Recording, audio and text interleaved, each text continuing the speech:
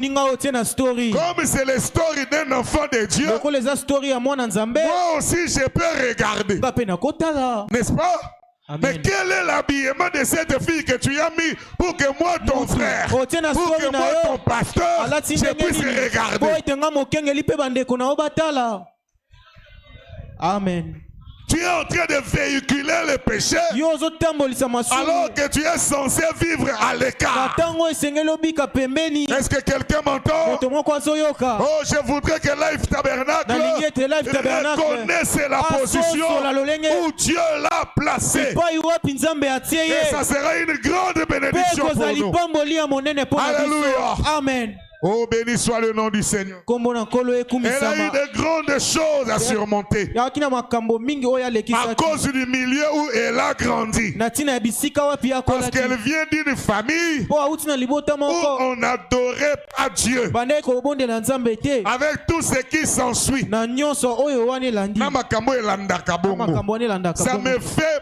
Ça me fait de la peine pour cet enfant qu'elle ait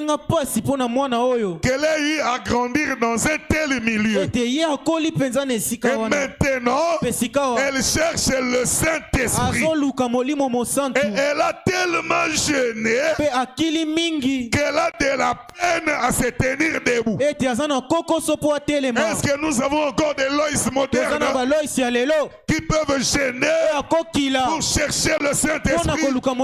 Point qu'elle a de la peine à se tenir debout. Jeûnons et prions pour recevoir le Saint-Esprit. Alléluia. Amen. Y a-t-il encore des gens qui s'inquiètent pour le Saint-Esprit? Y a-t-il encore des églises qui prêchent le Saint-Esprit? Des gens qui peuvent se demander, est-ce que je l'ai? Est-ce que je ne l'ai pas? On devrait s'inquiéter. Parce que si vous n'avez pas le Saint-Esprit, vous ne tenez pas au Seigneur. Si vous n'avez pas le Saint-Esprit, vous ne serez pas enlevé. On doit s'inquiéter. Tout le temps que tu passes ici, ça sera vain si tu ratais l'enlèvement. Si tu n'as pas le Saint-Esprit, tu ne partiras pas. Où sont encore les gens qui s'inquiètent? Il y avait une sœur à l'époque de frère Branham. C'était la sœur Shefferd. Cette sœur-là était troublée au sujet de savoir si elle avait le Saint-Esprit ou pas. Troublée. Certains disent que si vous tombez, vous avez le Saint-Esprit. Si je n'ai pas tombé, donc je ne l'ai pas. Il y a d'autres qui disent que si vous parlez en langue, vous avez le Saint-Esprit. Mais si je n'ai pas parlé en langue, donc je ne l'ai pas. C'était compliqué pour elle. Et elle était troublée à l'idée de savoir, est-ce que je l'ai ou je ne l'ai pas? Voyons dans le nom blasphématoire. Et Dieu lui avait donné un songe. Et dans ce songe-là, elle a écrit au prophète. Et le prophète l'a interprété. Le prophète a le don d'interprétation de songe. Ne t'interprétez pas le songe de votre manière. Frère Branham me dit, pour que j'interprète votre songe, je dois voir ça en vision. Si vous avez interprété le songe, na koyebisa yo nini na moni yango na vision te. Donnez-moi un amen.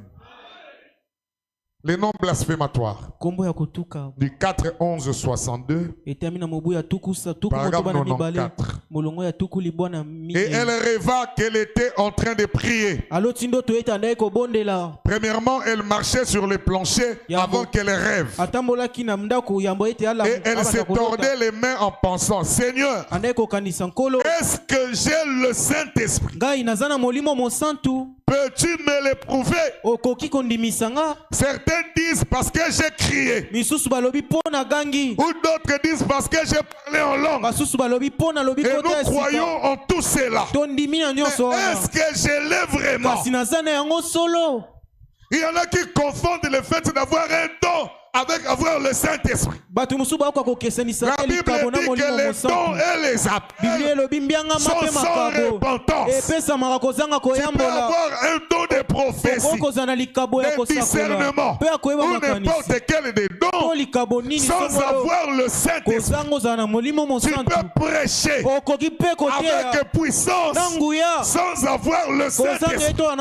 Parce que ces choses-là sont sans repentance. Nous les avons dès la naissance. Ça se manifeste au moment voulu. Voilà pourquoi frère Branham dit, au lieu de chercher les dons, cherchez d'abord les donateurs. Et le donateur, lui, il a tous les dons. Il sait ce qui est bon pour toi. Est-ce que quelqu'un peut dire Amen? Il voulait savoir s'il l'avait. Est-ce qu'il y en a encore des gens qui s'inquiètent s'ils ont le Saint-Esprit ou pas? Il y a beaucoup de confusion aujourd'hui autour du Saint-Esprit. Et frère Branham dit toutes ces confusions-là, c'est parce que le Saint-Esprit est mal enseigné. Mal enseigné. Voilà pourquoi il y a de la confusion. Il y a des gens qui croyaient qu'ils avaient le Saint-Esprit. Ils doutent de son Saint-Esprit. Qui t'avait dit que si tu as le Saint-Esprit, tu ne peux pas tomber? Qui t'a enseigné comme ça? Avec le Saint-Esprit. Frère Branham me dit, si on t'enferme dans une maison avec une femme, hein, dénudée, même si tu as le Saint-Esprit qui coule de la tête jusqu'aux pieds, tu tomberas. Hein? C'est dur, hein? Voilà pourquoi frère Branham me dit, qui croit que frère Branham avait le Saint-Esprit? Vous croyez qu'il avait le Saint-Esprit? Je le crois aussi. Il dit, quand je marche dans la rue, tu regardes à droite, des femmes mal habillées. Tu regardes à gauche, des femmes mal habillées. Je fais attention aux femmes. Voilà pourquoi j'ai acheté un crucifix que j'ai placé devant ma voiture. Quand je vois ces femmes mal habillées, je tourne le regard vers le crucifix. Je pense au calvaire pour que Dieu puisse me protéger. Personne n'est immunisé contre le péché. Voilà pourquoi il faut fuir le péché. Et le péché se couche juste à ta porte. C'est toi qui t'approches plus. Voilà pourquoi tu tombes le plus. Est-ce que je peux parler? Et cet homme-là a dit, depuis que je suis sauvé. Depuis quand? Depuis qu'il est sauvé. J'ai comme l'impression qu'il y a deux chiens qui se battent en moi. Un chien blanc et un chien noir. Vous pouvez savoir qui est le chien blanc. Vous pouvez savoir qui est le chien noir. On lui a demandé quel est le chien qui gagne. Il dit, c'est le chien que j'ai nourri le plus. Tu gagnes, le chien blanc gagnera s'il est nourri par la parole, par les louanges et par l'onction du Saint-Esprit. Il gagnera la bataille. Même toi qui tombes à chaque pas, je te lance un défi. Tourne-toi vers le calvaire. Nourris-toi de la parole. Chante les louanges. Sois dans l'atmosphère du Saint-Esprit. Tu ne tomberas pas. Ce qui fait que les gens tombent, c'est que les gens se sont ramollis. Ils ne mangent, ils ne donnent plus assez de nourriture aux chiens blancs. Et quand le chien blanc n'est pas nourri, que tu le veuilles ou pas, c'est le chien noir qui est nourri. Parce que quand tu n'es Tu fais quoi? Tu es devant la télé en train de regarder quoi? Ou tu es devant le téléphone en train de regarder quoi? Ce sont ces choses-là qui nourrissent les chiens noirs. Et frère Branham me dit que l'œil, c'est la porte de l'âme. Les choses que vous voyez de vos yeux affectent votre âme. Voilà pourquoi les petits enfants peuvent commencer à s'embrasser.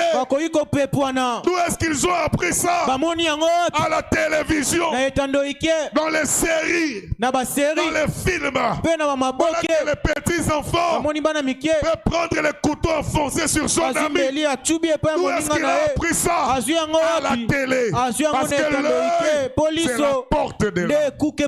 Et la Bible dit, garde ton cœur, garde ton âme, plus que toute autre chose, car de lui viennent les sources de la vie.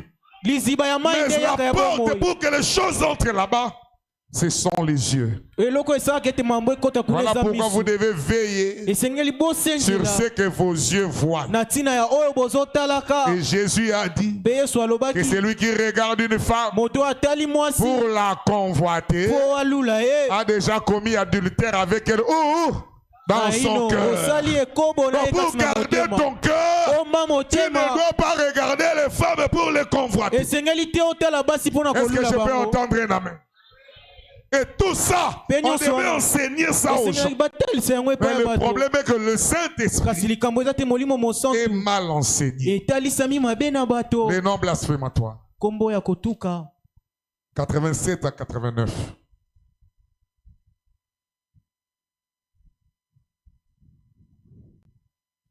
Eh bien, je crois que c'est la raison pour laquelle il y a tant de confusion aujourd'hui concernant le Saint-Esprit.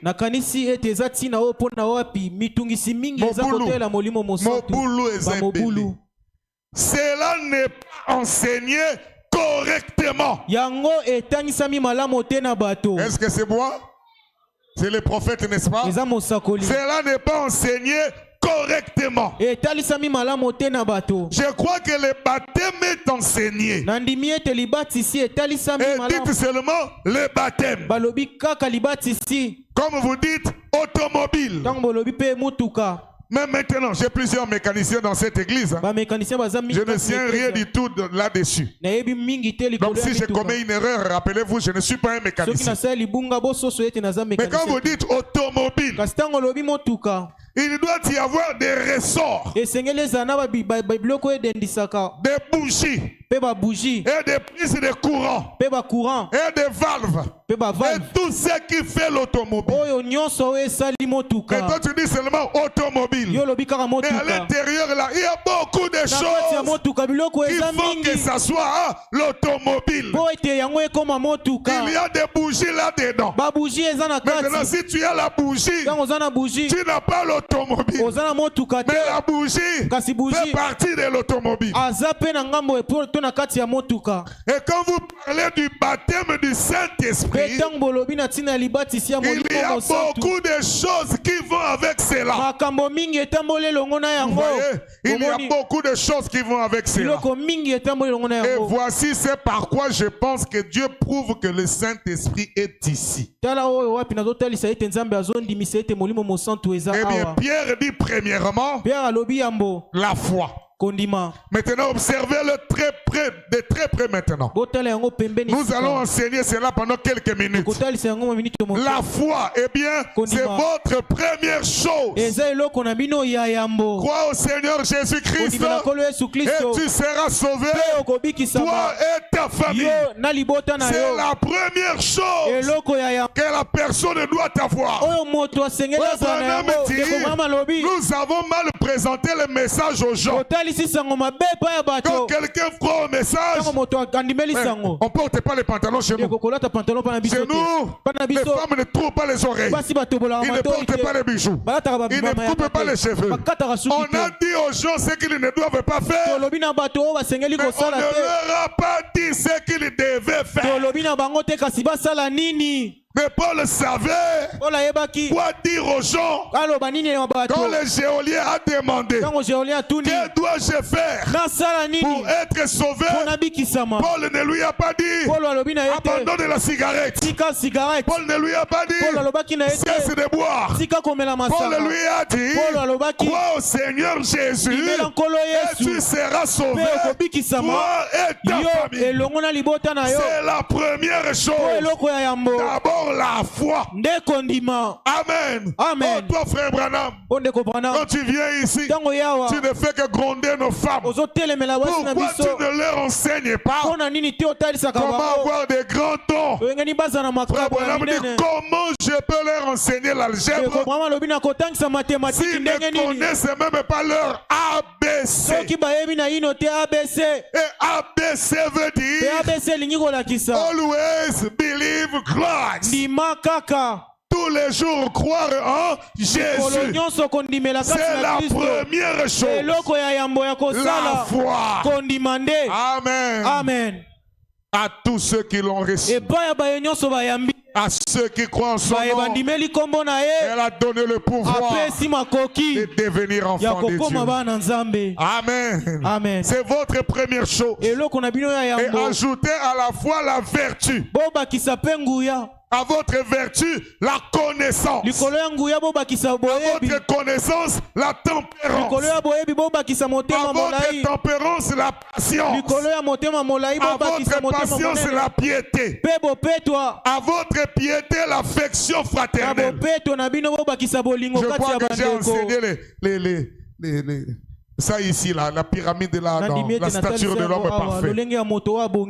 L'affection fraternelle et alors l'amour. Et tout le monde sait que l'amour c'est Dieu. Dieu est amour. Par exemple, maintenant, ces choses doivent absolument être dans les chrétiens avant que le Saint-Esprit ne les scelle. Donnez-moi un amen. Amen. Ces choses doivent absolument. Amen. Absolument. Dans les chrétiens avant que le Saint-Esprit ne les scelle. Avant que ceci ne vienne au sommet et fasse une unité parfaite. Voilà pourquoi il est important de savoir où on en est avec Dieu. Il est important de connaître sa position. Si chaque croyant connaissait sa position, il n'y aurait personne de faible parmi nous. Il n'y aurait même pas de malades ici. Ils viendront malades, ils seront guéris ici, sans imposition de main, sans qu'on ait pris pour eux, ils seront guéris. Amen. Amen. La position d'un croyant en Christ. J'ai prêché le 27 février 55. Est-ce que vous êtes avec moi? J'introduis juste. Paragraphe 24b. Si chaque croyant ici présent était à sa place. Eh bien, je suis très reconnaissant du fait que là où l'on met toutes ces rangées de chaises roulantes, il n'en reste qu'environ 2 ou 3 dans les bâtiments. Si chaque croyant connaissait sa place, une dame sur un lit de camp, l'homme qui a des béquilles, ça c'est une parenthèse. Si chaque croyant connaissait sa place, il n'y aurait même une personne faible dans les bâtiments. Personne dans les bâtiments ne peut venir ici et être faible. Quand, si chaque croyant connaissait sa place, si chaque homme pouvait simplement reconnaître sa place, sa place à lui ou à elle en Jésus-Christ, combien ce serait différent. Maintenant, j'ai senti votre pensée tourner vite. Maintenant, frère Branham, je sais où je me tiens. Frère Branham dit, c'est ce que vous pensez. Si c'était le cas, ça aurait été différent.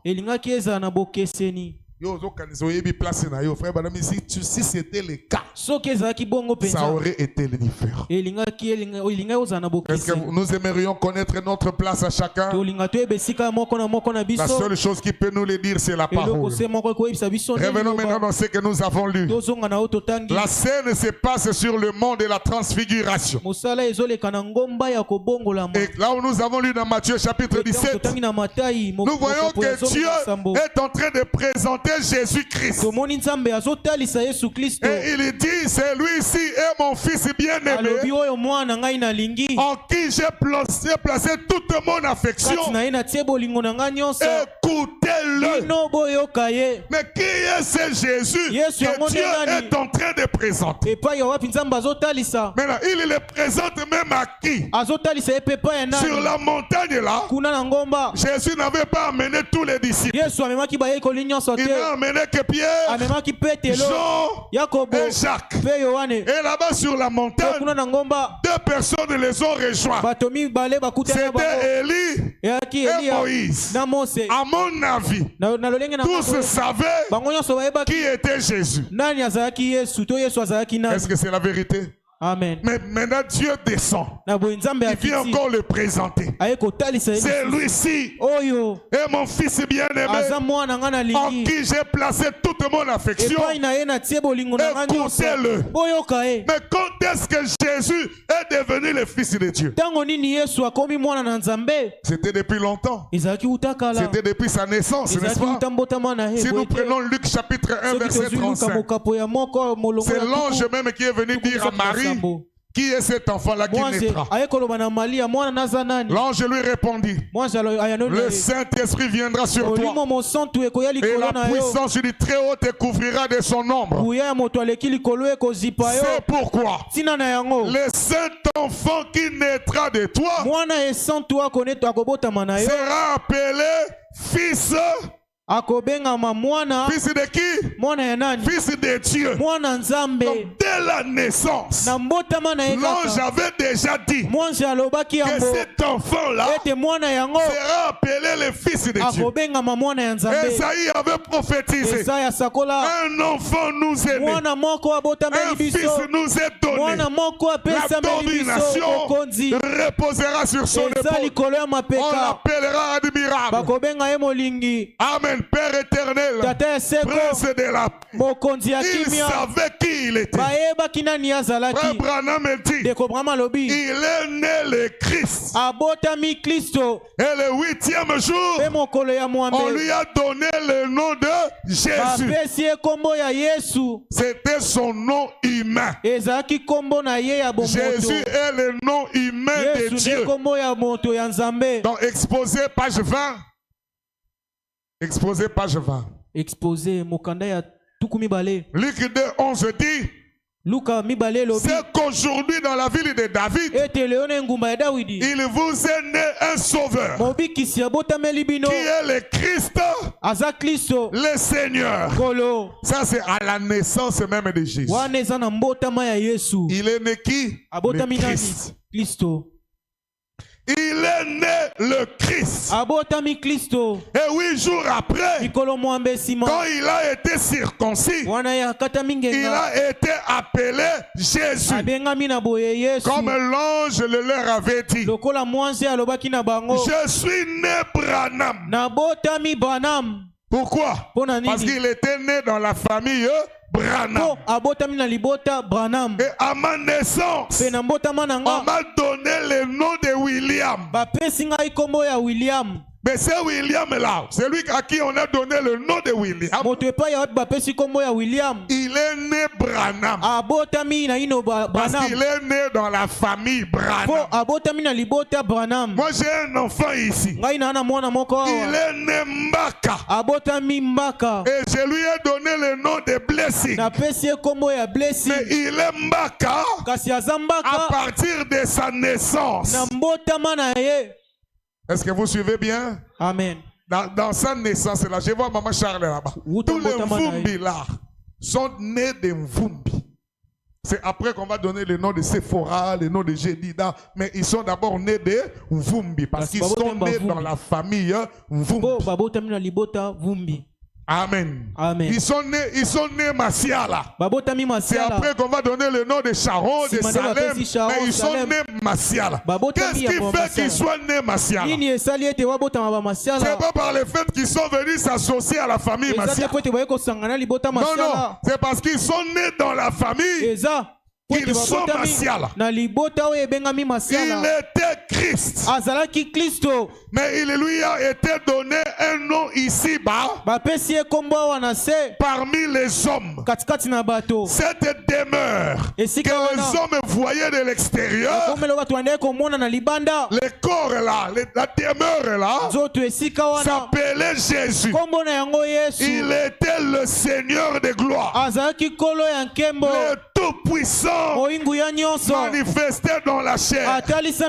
Il est Dieu le Père, Fils et Saint-Esprit. Il est tout cela. Amen. Ce qui faisait de lui fils de Dieu, c'était sa naissance. Il est né dans la famille de Dieu. Il était fils de Dieu. Il ne s'est pas joint à la famille de Dieu.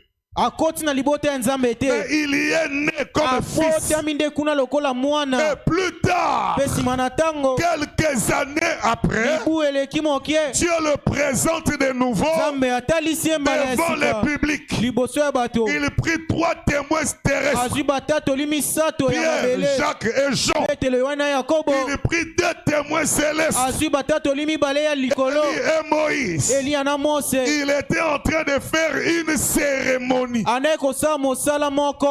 dans cette cérémonie-là, Dieu a présenté son fils de nouveau. Celui qui était né dans la famille, celui qui portait même le nom de la famille, est maintenant présenté de nouveau. Alléluia. Celui-ci est mon fils bien-aimé, en qui j'ai mis toute mon affection.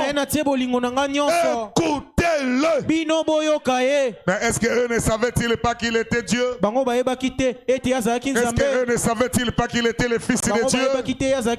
Souvenez-vous, Jésus avait demandé, qui dit-on que je suis? Moi, le Fils de l'homme.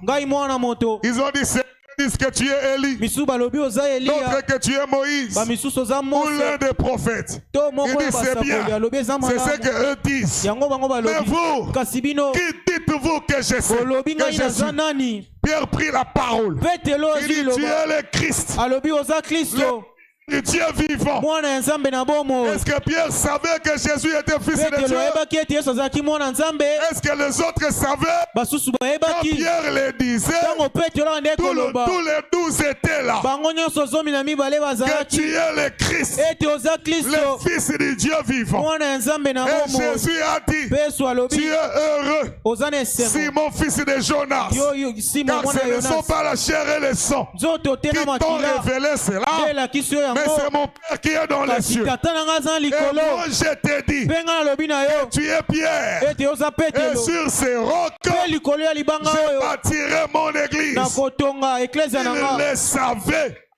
Il le savait. Que Jésus était le Fils de Dieu.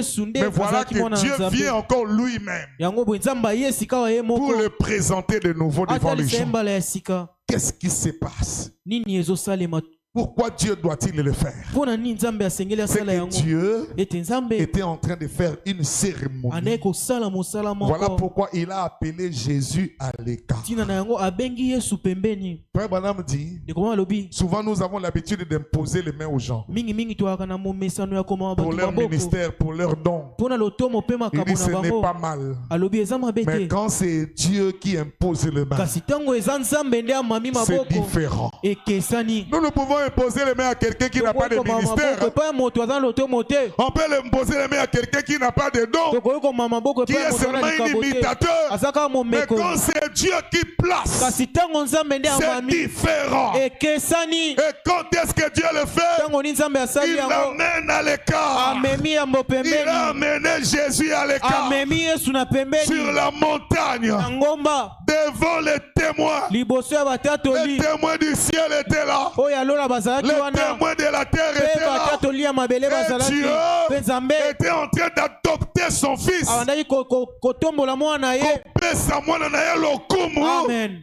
L'enfant qui était né dans la famille il y a quelques années, mais maintenant, Dieu est en train de l'adopter. Amen. Amen. Il était déjà fils de sa naissance. Je ne doute pas que tu sois fils de Dieu. Ici, il s'agit de Dieu qui te fait confiance, qui t'amène à l'écart et qui te donne le pouvoir. Amen. Amen. L'adoption,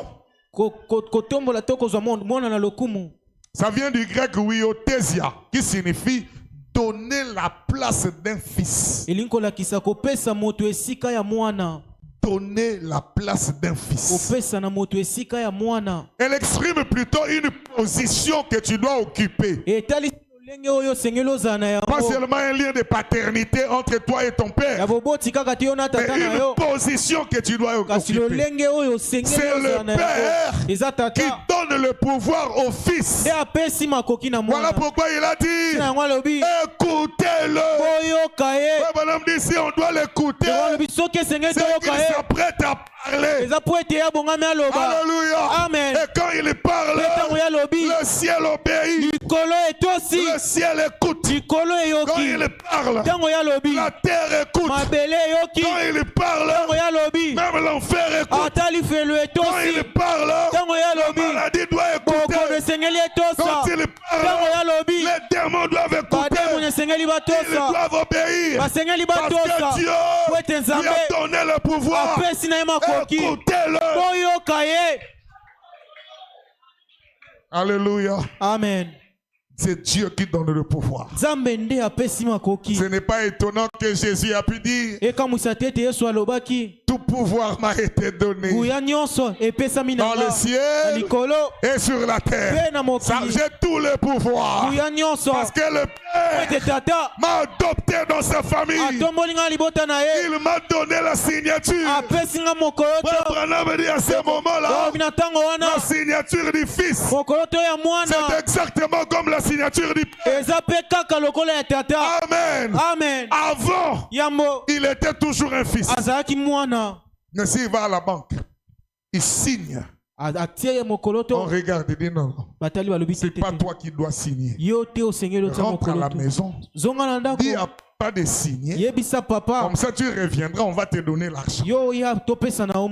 Mais quand les pères adoptent les fils, les fils ne signent plus au nom du père. Ils signent en son propre nom. Et la banque reconnaît. Oh, si seulement nous étions adoptés, même à la banque du ciel, on signerait au nom de Jésus.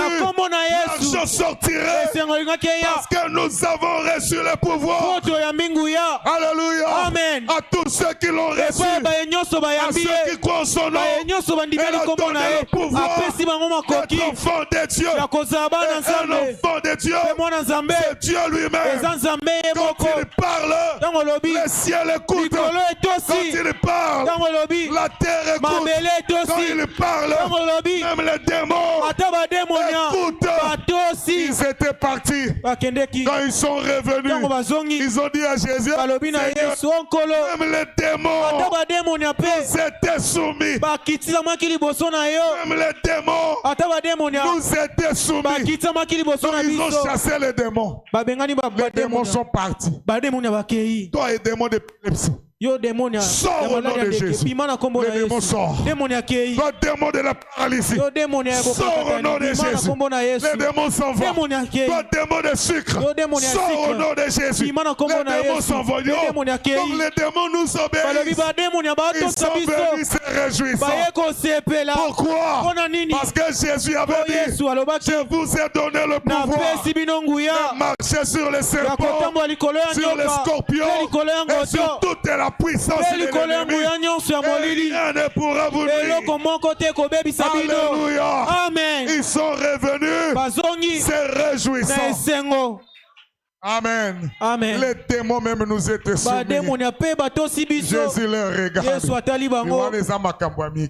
Amen. Ne vous réjouissez pas parce que les démons vous ont été soumis. Mais réjouissez-vous plutôt parce que vos noms sont écrits là-haut. Et quand est-ce qu'il a écrit nos noms là-haut? Avant la fondation du monde. Amen. C'est à ce moment-là que nos noms ont été écrits là-bas. Béni soit Dieu, le Dieu de notre Seigneur Jésus-Christ, qui nous a bénis de toutes sortes de bénédictions spirituelles dans les lieux célestes. Alléluia. Dans les lieux célestes en Christ. Je suis dans Éphésiens 1. En lui, maintenant verset 4, en lui, Dieu nous a élus avant la fondation du monde pour que nous soyons saints et irréprochables devant lui. Il y a quelqu'un qui le croit. En lui, Dieu nous a élus. Pas aujourd'hui. Quand il nous élisait, il avait vu TikTok. Quand il nous choisissait, il avait vu Facebook. Il avait vu Novelas. Mais en lui, Dieu nous a élus avant la fondation du monde pour que nous soyons saints et irréprochables devant lui. Nous ayant prédestinés dans son amour à être ses enfants. Ses enfants d'adoption. Donc Dieu nous a préparés pour nous donner le pouvoir. Il faut une cérémonie. Dieu doit nous appeler à l'écart. Il va nous revêtir de la robe à 7 couleurs, la robe arc-en-ciel, la robe alliance, le baptême du Saint-Esprit, là-bas sur la montagne, à l'écart, et là-bas Dieu va adopter ses enfants. Oh, je crois que nous sommes dans l'âge de l'adoption. Alléluia. Où Dieu doit confirmer les gens. Celui-ci, celle-ci, celui-ci est mon fils bien-aimé en qui je prends plaisir d'habiter. Écoutez-le. Écoutez-le. Y a-t-il quelqu'un qui peut dire Amen? Mais Jésus avait reconnu sa... Amen. Il dit tout pouvoir m'a été donné dans le ciel et sur la terre. Et dans Jean chapitre 10, verset 17 à 18, il dit le Père même, parce que je donne ma vie afin de la reprendre. Bien. Personne ne me l'ôte. Amen. Jésus, on ne l'a pas tué, il avait donné sa vie. Donc celui qui pensait qu'il tuait Jésus, non, il était en train de faire l'œuvre que Jésus lui-même avait accomplie. Alléluia. Amen. Personne ne me l'ôte, mais je la donne de moi-même. J'ai le pouvoir de la donner et j'ai le pouvoir de la reprendre. tel est l'ordre que j'ai reçu de mon père. J'ai reçu l'ordre de donner ma vie et de la répandre. Personne ne me l'ôte. Amen. On lui a demandé de se sauver lui-même. Ne croyez-vous pas que je sois capable d'appeler mon père et qu'il envoie 12 légions d'anges? Ils vont vous terrasser. Mais c'est parce que je suis venu pour mourir. Je donne ma vie.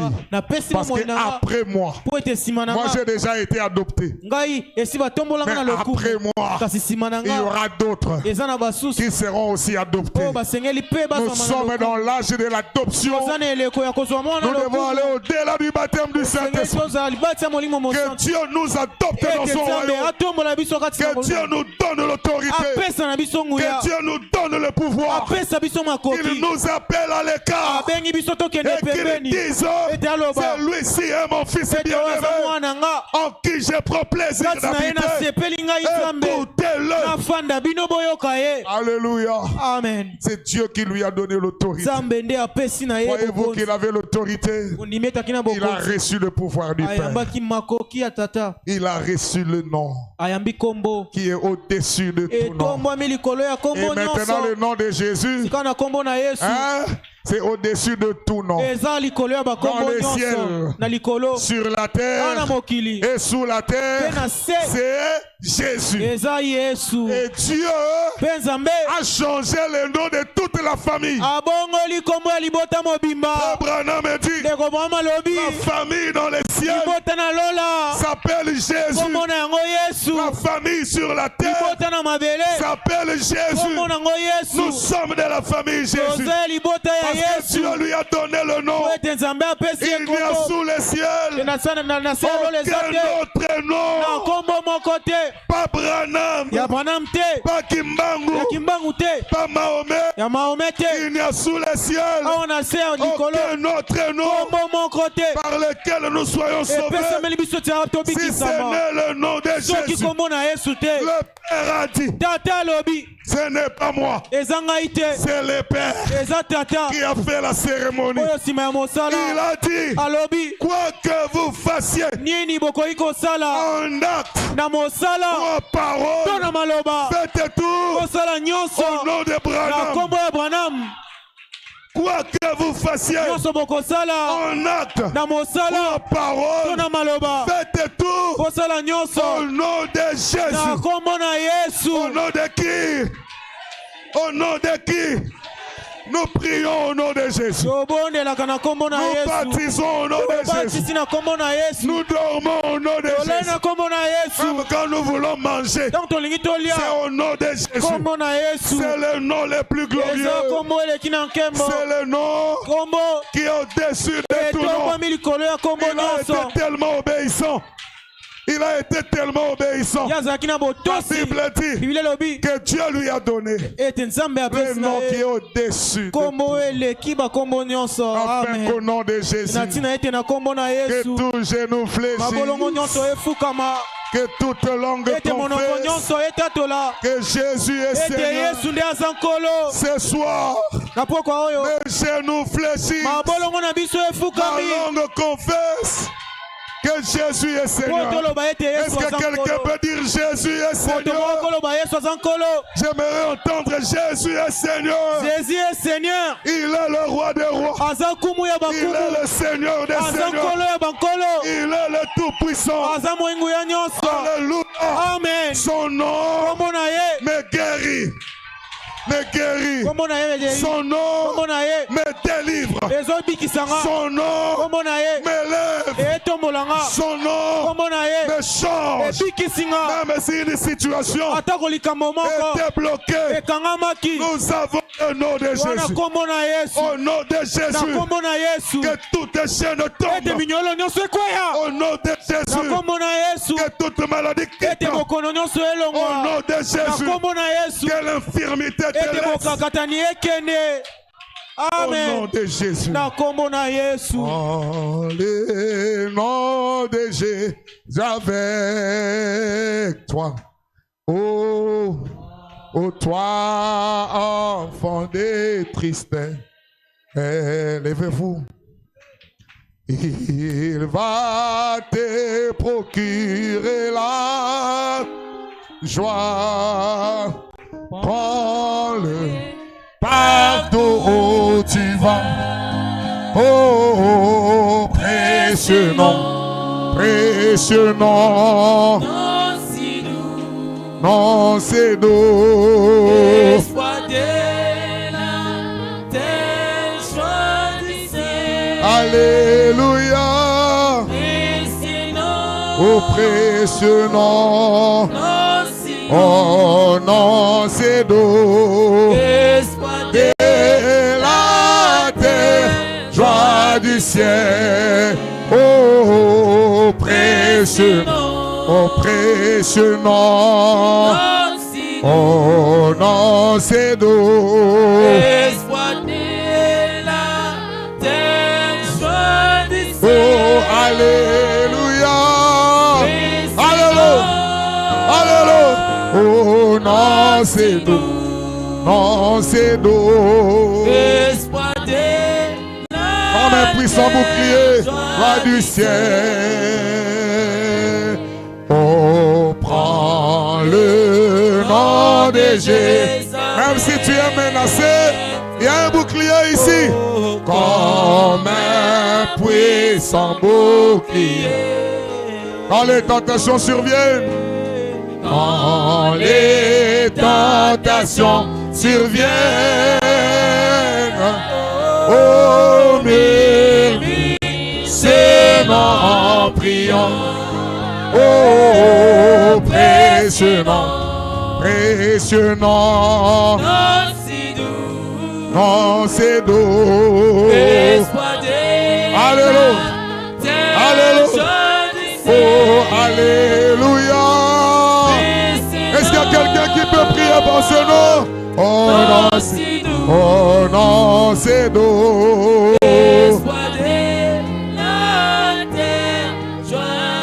Tu peux commencer à prier. Tu as le nom avec toi.